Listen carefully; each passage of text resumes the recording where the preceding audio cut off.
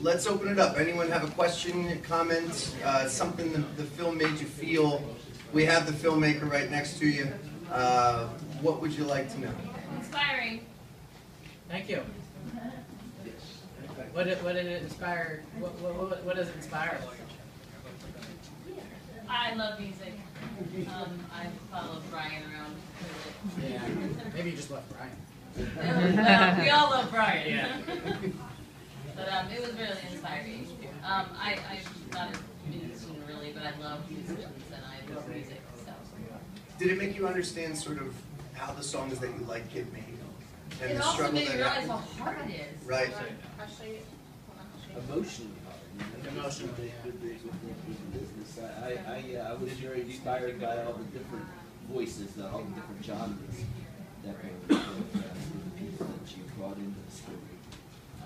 Yeah, because there's no musical thread to any of them. They're kind of just the people I had access to, and I didn't want anyone in there that I didn't like, wasn't a fan of. So because I wasn't a film or something.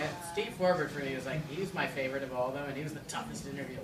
He's just really tough. But I like that. But yeah, they're like Lisa Loeb and Steve Forbert in the same film. It's just odd. Were those the two big gets for you? Like, you know, I mean, I know you know, those are the people you had access to, but, you know, I know in my career as a journalist, whenever you get a big interview, you get really excited about it, and you get sort of insecure about the questions you're going to ask them. Yeah, I was really underprepared for the Steve Forbert interview, and I was just nervous. You know, I think it's like, you get, you know, and I'm sure you guys are the same way, like you get, like sometimes you're a fan of somebody that may not even be as popular as another person. Like, no offense to Mumford and Sons, but I wouldn't even be remotely nervous of meeting any of those guys. I'd be like, fill it up unleaded. You know, I wouldn't even know. I mean, they're great and all that, but I don't, you know, I don't have that feeling with them. But with Steve Forbert, the first thing I told him was like, you know, every night I went to sleep with your voice, you know, and it was, there were 3 musicians in the world. It was, you know, me, you, and the Beatles. I mean, that's what I felt like when I was 14 years old. I mean, I had my ideas of what I wanted to do. I loved the Beatles, and I loved Steve Forbert. And he just looked at me like, what's the matter with you? He really did. He looked at me like, what is the matter with you? But that's the way I felt. And so I started off by just telling him how much of a fan I was. But that was great to interview him. I remember when we worked together, you told me a story about, you know, touring around the country with Robert Plant and Alison Krauss, and oh, I'll tell that to anyone who will listen. Yeah, exactly. But you told me, you know, when we worked together, we were sort of, while they were bouncing down audio, and you said, you know, Robert Plant, when people meet him, he realizes that people are freaking out that they're meeting Robert Plant, and it's going to be a moment they're going to remember for the rest of their life. And you were sort of very taken with his composure in that moment. And I always thought about that, like, I don't think I could have that composure if I'm having a bad day, and never got to that level. Yeah, like the composure that he had. Right. He just was always a rock star anytime I ran into him. And he knew, like, it was really freaky because every time I would round the corner backstage in these arenas, I'd just see that big mane of hair and be like, holy shit, it's Robert Plant again. You know, it was like alarming, like my heart I couldn't take it, but he would lovingly say to you, please refer to me as Golden God at all times. He would mess with you all the time. And, yeah. That was probably his email address. Yeah, I know. I think, you know, I mean, like, how do you, like, exist knowing you're just, like, rock royalty like that? So he I think, yeah, he's very tongue-in-cheek about it. Any other questions? The gentleman in the back. That's you. How does Ed Rollins get in? To me, that's pretty big get. Oh, yeah. Okay, the first time I ever toured, officially, was with my band Wanderlust. And we toured as the opening act for Collective Soul.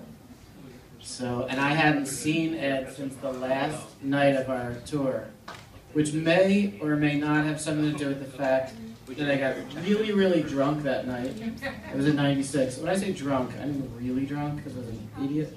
And I heard that you're supposed to do something crazy on the last night of the tour. What I realized is the headline band is supposed to mess with the opening band, not the other way around. So I got so wasted that I, in the middle of a Collective Souls show, went on stage with the deli platter from backstage and just put it on the stage and ran off. It was like so random. So I had never spoken to Ed since then, and I figured I was just blacklisted. Did he remember that? No, he probably was as drunk as I Right. was It that was night. last night as well. Yeah, it wasn't like the Pope, it was Collective Soul. Right. But anyway, so we reunited that night when I interviewed Ed for 10 years later or whatever, and it was awesome. It was really cool to have a conversation with him like that, and he went through some crazy shit. When we were like touring with them. I mean, they went through some shit. I mean, he had a girlfriend at the time, and they got married, and that ended since then. And he really went through I guess everything. I don't think he went through a lot of struggle as a songwriter. I mean, a little bit, but he wrote and recorded "Heaven Let Your Light Shine Down" at home. I think he talks about it in the movie, and he did well with the music fast. But I think maybe because of that, his life stuff, all the other stuff suffered, and I think he went through some tough times since I had last seen him. And he's doing well now, but I kind of quit being in the band Wanderlust not too long after we toured with them and all that stuff. Things just sort of fell apart at that point. But he didn't. He just kept on going and going. That's the only way you can maintain a career. Is, it's like saying the way you stay married is by not getting divorced. And the way you can maintain a career is don't quit the band. Just go. I couldn't take the insanity, but he lived to tell the tale. One final question, then we'll go to the music, my dear. Can you expand upon what happens to the song once an artist wants to record it? Do you retain any creative control over it, how it's produced, and the music behind it, and that kind of aspect of it? Yeah, that's a good question, and one thing I hear a phrase a lot about selling a song. So you never sell a song ever. Nobody buys songs, but you write a song and then you pitch it, or you have somebody pitch it, or they pitching it means just getting it to their ears. That's the toughest part of the whole thing. So if they record your song, they can do anything they want with it.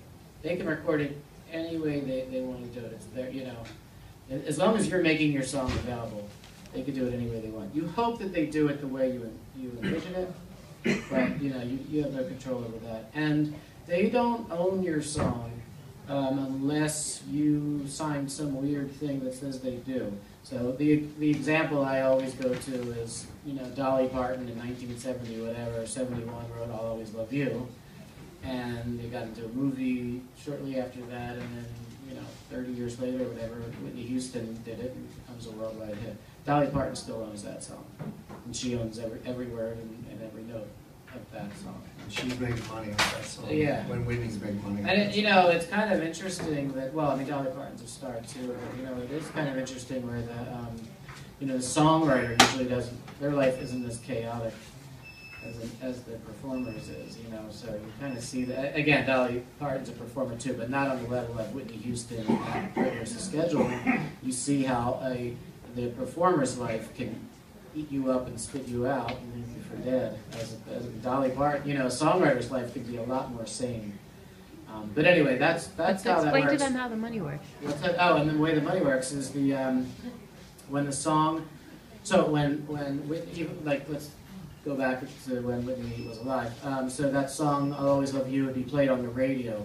Every time it's played on the radio, or any time it's maybe The Bodyguard is on television or cable or whatever, any time that song comes out of a speaker in any way, shape, or form, including live, the songwriter gets the money, all the money, any income. So when there's commercials on a television station and they show The Bodyguard, the money from the commercials that go to the station, some of that goes to the songwriter.